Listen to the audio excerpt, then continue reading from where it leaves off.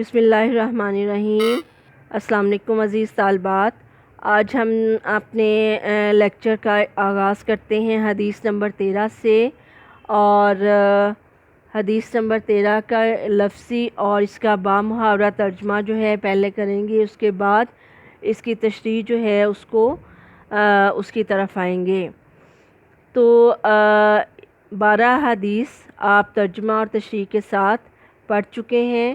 تو اس کے بعد جو ہے حدیث نمبر 13 جو ہے اس کا آغاز کرتے ہیں۔ تو آپ سے میں نے پہلے بھی یہ گزارش کی تھی کہ جب بھی آپ نماز پڑھیں تو اس کے ساتھ آپ آیات کریمہ اور احادیث مبارکہ جو ہیں اس کو کم از کم 10 منٹ کے لیے ضرور ٹائم دیں، ان کا ترجمہ دیکھیں، اس کی تشریح دیکھیں اور اس پر عمل کرنے کی کوشش کریں، اپنے گھر والوں کو اس کے بارے میں آگاہ کریں، ان کو یہ آیات اور احادیث اور اس کا معنی و مفہوم سمجھانے کی کوشش کریں۔ ان ابی حمزہ انس بن مالک رضی اللہ تعالیٰ عنہ سے روایت ہے، خادمی رسول اللہ صلی اللہ علیہ وسلم، جو نبی کریم صلی اللہ علیہ وسلم کے خادم ہیں،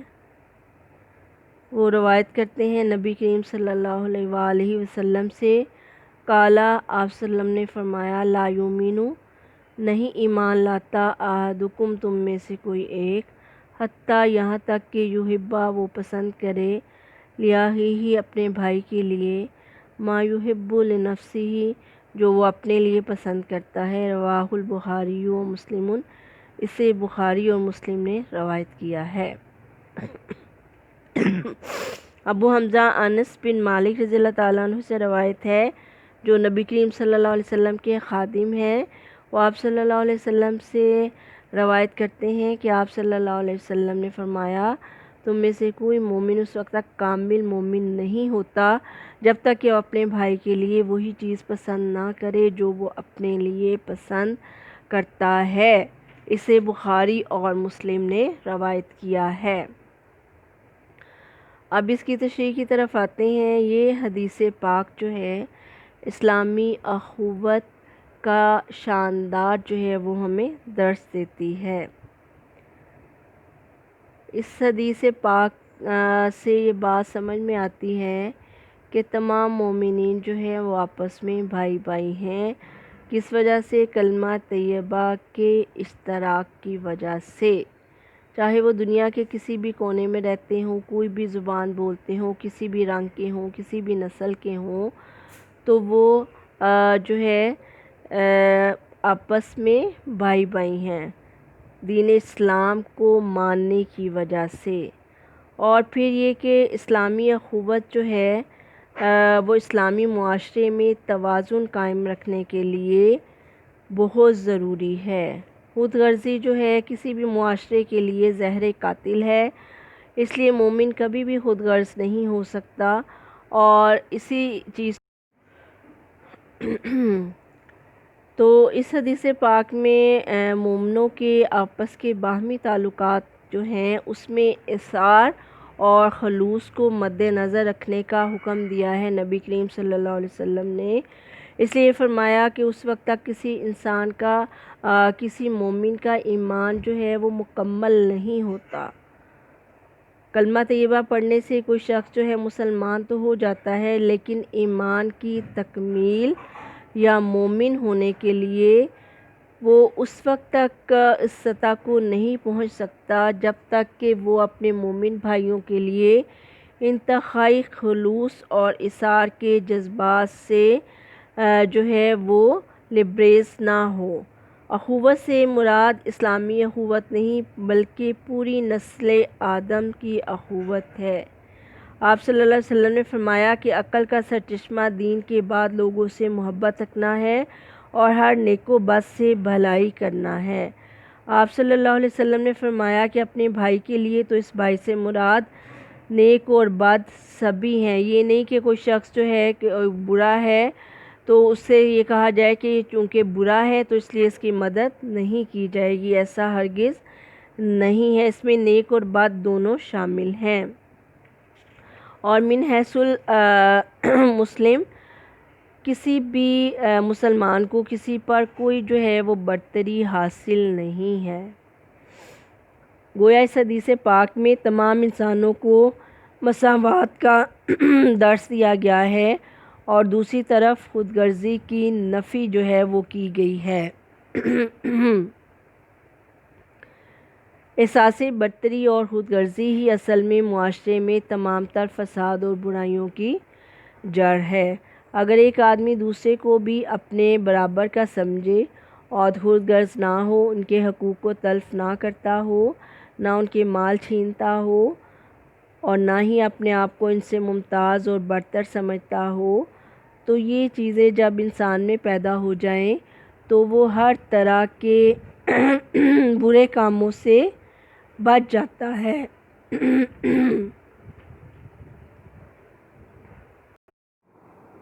بسم اللہ الرحمن الرحیم۔ اب اسلامی اخوت جو ہے اس کے بارے میں جو حدیث مبارکہ ہم نے پڑھی ہے تو اب اس کا ترجمہ اور جو ہے ہم کر چکے ہیں۔ اب اس کی تشریح کی طرف آتے ہیں کہ ابو حمزہ رضی اللہ تعالیٰ عنہ سے روایت ہے، حضرت ابو حمزہ انس بن مالک رضی اللہ تعالیٰ عنہ سے روایت ہے جو آپ صلی اللہ علیہ وسلم کے خادم ہیں۔ وہ آپ صلی اللہ علیہ وسلم سے روایت فرماتے ہیں کہ آپ صلی اللہ علیہ وسلم نے فرمایا کہ لا یؤمن احدکم، کہ تم میں سے کوئی جو ہے وہ ایمان والا، کامل ایمان والا نہیں ہوتا،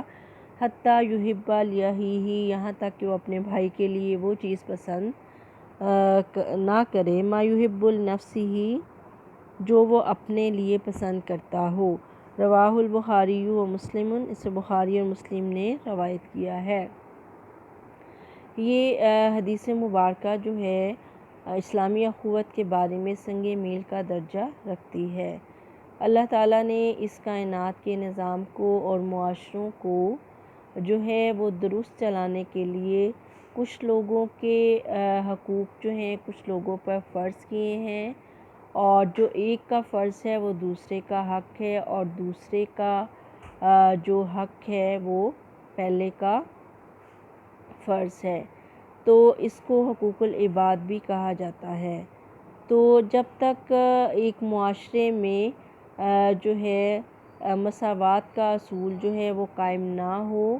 اور بھائی چارے کا ماحول نہ ہو، وہ معاشرہ کبھی بھی ترقی نہیں کر سکتا۔ اور پھر خاص طور پر ایسا معاشرہ جہاں خود غرضی جو ہے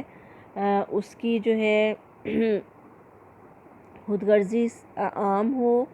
اور لوگ دوسروں کے حقوق کا استحصال کر رہے ہوں، اور ایثار اور قربانی اور اخوت اور خلوص کے جذبات بالکل ناپید ہوں، تو ایسا معاشرہ جو ہے وہ کبھی بھی اس میں امن قائم نہیں ہو سکتا۔ اس لیے اللہ تعالیٰ نے اور رسول کریم صلی اللہ علیہ وسلم نے مسلمانوں کو بھائی چارے کا درس دیا کہ وہ آپس کے ان کے تعلقات جو ہیں وہ کیسے ہوں، جیسے ایک بھائی کے دوسرے کے ساتھ ہوتے ہیں، اور پھر یہ نہ صرف کہ تعلقات اچھے ہوں بلکہ اس میں خود غرضی جو ہے وہ اس کا عمل دخل بالکل نہ ہو، ان کے آپس کے تعلقات جو ہے وہ خلوص پہ مبنی ہوں، ایثار پہ مبنی ہوں، اور اس میں کسی قسم کا کوئی لالچ یا خود غرضی کا عنصر شامل نہ ہو، تو تبھی یہ معاشرہ جو ہے وہ قائم ہوتا ہے جس میں تمام لوگ ایک دوسرے کی عزت کرتے ہوں اور پھر ایک دوسرے کا احساس کرتے ہوں۔ اور اس کی بنیاد نبی کریم صلی اللہ علیہ وسلم نے مدینہ المنورہ میں ہجرت کے بعد جب آپ صلی اللہ علیہ وسلم وہاں پہ آئے تو آپ نے یہاں آنے کے بعد سب سے پہلے اسی اخوت کو قائم کیا تھا، مہاجرین کے درمیان اور انصار کے درمیان، اور پھر ان کی جو ہے مثال جو ہے آج تک دنیا میں اخوت کی ایسی مثال جو ہے وہ ملنا ناممکن ہے جو نبی کریم صلی اللہ علیہ وسلم نے اسلامی ریاست میں، اسلامی معاشرے میں جس کی بنیاد رکھی۔ اور پھر یہ کہ آپس میں بھائی چارے کے تعلقات ہوں اسلام کے اشتراک کی وجہ سے، اور پھر یہ کہ ان کے لین دین اور ان کے باہمی تعلقات جو ہیں وہ خلوص پہ مبنی ہوں، خود غرضی اس میں شامل نہ ہو، لالچ شامل نہ ہو، دکھاوا ریاکاری شامل نہ ہو، بلکہ خلوص جو ہے، جیسے اس سے پہلے آپ نے اس حدیث میں مبارکہ میں پڑھا تھا کہ نبی کریم صلی اللہ علیہ وسلم نے فرمایا تھا کہ دین جو ہے اخلاص کا نام ہے، تو آپ صلی اللہ علیہ وسلم سے پوچھا گیا کس کے لیے، تو آپ صلی اللہ علیہ وسلم نے یہ بھی فرمایا تھا کہ عام مسلمانوں کے لیے۔ تو یہ وہی خلوص ہے کہ آپس کے تعلقات جو ہیں وہ اخلاص پر مبنی ہوں اور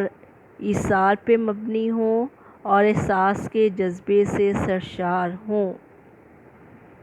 اس لیے قرآن نے کہا کہ انما المؤمنون اخواتن، کہ مومنین جو ہیں وہ آپس میں بھائی بھائی ہیں۔ اور پھر یہ بھی فرمایا کہ جو مسلمان ہے وہ مسلمان کے لیے وہی چیز پسند کرے جو وہ اپنے لیے پسند کرتا ہے، یعنی اپنی ذات کے لیے وہ چیز جو پسند کرتا ہو وہ اپنے مسلمان بھائی کے لیے بھی ویسی ہی چیز پسند کرے۔ اور قرآن اس کو واضح طور پہ اعلان کرتا ہے مومنین کی صفات میں کہ وَيُؤْثِرُونَ عَلَىٰ أَنفُسِهِمْ وَلَوْ كَانَ بِهِمْ خَصَاصَةٌ، کہ وہ اپنے اوپر دوسروں کو ترجیح دیتے ہیں چاہے وہ خود ہی ضرورت مند کیوں نہ ہوں۔ اور پھر غزوہ تبوک میں اس کی مثال دیکھنے میں آئی کہ جب ایک جو ہے زخموں سے چور صحابی رضی اللہ تعالیٰ عنہ کو پیاس کی شدت محسوس ہوئی تو انہوں نے پانی مانگا، تو اتنے میں دوسرے صحابی نے مانگا، انہوں نے اس کے پاس جانے کے لیے کہا، پھر دوسرے سے تیسرے صحابی رضی اللہ تعالیٰ عنہ کے پاس انہوں نے کہا کہ اس کے پاس لے جایا جائے پانی کو، اس کو میرے سے زیادہ ضرورت ہے۔ تو اسلامی تاریخ جو ہے ایسی مثالوں سے بھری پڑی ہے۔ اس سے یہ بات ثابت ہوتی ہے کہ اللہ کی نظر میں تمام انسان جو ہیں برابر ہیں، کسی کو کم دینا یا زیادہ دینا یہ اللہ تعالیٰ کے اختیار میں ہے۔ پھر اللہ تعالیٰ اپنے بندوں سے اس بات کا جو ہے تقاضا کرتا ہے کہ وہ دوسروں کی حق تلفی نہ کریں اور دولت کے جزیرے جو ہیں خزانے اور اس کو جمع کر کے نہ رکھیں، کسی پر ظلم و استحصال نہ کریں۔ اور یہ تمام چیزیں جو ہیں ان کا تعلق جو ہے اصل میں کس سے ہے؟ خود غرضی سے ہے۔ پھر اگر اثار سے کام نہ لیا جائے تو وہ معاشرہ فساد، بدامنی، قتل و غارت اور باہمی حسد اور نفرت کا شکار ہو جاتا ہے۔ اس لیے نبی کریم صلی اللہ علیہ وسلم نے فرمایا کہ مومن مومن کے لیے ایک دیوار کی مانند ہے اور وہ دوسروں کو اپنے اوپر ترجیح دیتا ہے۔ اور پھر یہ آخرت بھی انہی لوگوں کے لیے ہے کہ وہ کسی کا حق جو ہے اس کو تلف نہیں کرتے، کسی کا حق نہیں کھاتے، کسی کا ناحق مال نہیں چھینتے، بلکہ اپنے اوپر دوسروں کو ترجیح دیتے ہیں۔ مومن کے لیے صرف یہی ضروری نہیں کہ وہ خود غرض نہ ہو، صرف اپنا حق لے اور دوسرے کا حق نہ لے، بلکہ یہ بھی ضروری ہے کہ وہ دوسروں کو اپنے اوپر ترجیح دے کہ وہ مجھ سے زیادہ ضرورت مند ہیں، زیادہ حقدار ہیں۔ اگر میں انہیں جو ہے پہلے ان کا حق دوں گا تو میرا اللہ اور میرے رسول مجھ سے خوش ہوں گے۔ تو اس وجہ سے اسلام نے بار بار اخوت کا درس دیا۔ اخوت کیسی؟ کہ جس میں ذاتی اغراض اور لالچ کو، خود غرضی کو، حسد کو، کینے کو، برتری کا کوئی احساس ذات پات کا موجود نہ ہو، بلکہ اللہ ہی کے لیے وہ دوسرے مومن سے محبت کرے اور پھر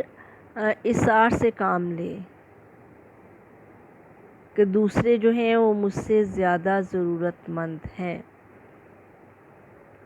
وَآتَى الْمَالَ عَلَىٰ حُبِّهِ، اور اس نے مال دیا اس کی محبت میں۔ اللہ تعالیٰ کی محبت میں یہ سارا کام جو ہے کیا جائے گا، دوسروں کو اپنا بھائی سمجھا جائے، ان کے لیے ویسے ہی احساسات رکھے جائیں جو وہ اپنے لیے پسند کرتے ہیں، ان کے بچوں کے لیے، ان کی اولاد کے لیے، ان کے گھر والوں کے لیے ویسے ہی جذبات ہوں جیسے آپ اپنی اولاد کے لیے رکھتے ہیں، جیسے آپ اپنے والدین کے لیے رکھتے ہیں۔ ان کو ان کا حق جو ہے پورا پورا ادا کریں اور اس میں کسی قسم کی خود غرضی جو ہے اس کو داخل نہ ہونے دیں۔ تبھی اسلام جو ہے ایسے معاشرے کا درس دیتا ہے جس میں تمام مسلمان آپس میں بھائیوں کی طرح رہیں، یہاں تک کہ غیر مسلموں کے ساتھ جو اسلامی معاشرے میں رہتے ہیں ان کے ساتھ بھی حسن سلوک کا حکم دیا گیا ہے اور ان کے حقوق جو ہے ان کو پورا کرنے کا حکم دیا گیا ہے۔ تو آپ صلی اللہ علیہ وسلم کی زندگی، آپ کی حیات طیبہ کو دیکھا جائے اور پھر صحابہ کرام رضی اللہ تعالیٰ عنہم کی زندگیوں پر غور کیا جائے تو یہ بات بخوبی سامنے آتی ہے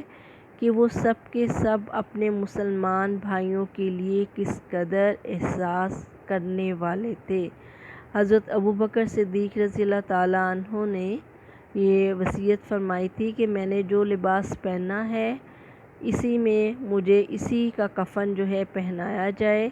اور میرے لیے نیا کپڑا جو ہے کفن کے طور پر نہ استعمال کیا جائے، کیونکہ جو لوگ زندہ ہیں وہ اس کے زیادہ مستحق ہیں۔ حضرت عمر فاروق رضی اللہ تعالیٰ عنہ کو، عثمان غنی رضی اللہ تعالیٰ، حضرت علی المرتضیٰ رضی اللہ تعالیٰ عنہ کو دیکھا جائے تو آپ سب کی زندگیاں اور صحابہ کرام کی کہ انہوں نے ہمیشہ دوسروں کی مدد کرنے میں فخر محسوس کیا اور اپنی ذات کو پیچھے ڈال دیا، یہاں تک کہ اگر کسی کے بچے نے کسی کے بچے کو کچھ کہا تو ان کو پورا جو ہے اس کا بدلہ دلوایا گیا۔ تو اسلام اسی قسم کے بھائی چارے کا درس دیتا ہے جس میں آپ کے تعلقات آپ کے بھائی کے ساتھ جو ہے وہ خیر سگالی پر اور جو ہے جان نثاری اور ایثار اور قربانی کے جذبات پر مبنی ہوں اور اس میں کسی قسم کی جو ہے وہ خود غرضی شامل نہ ہو۔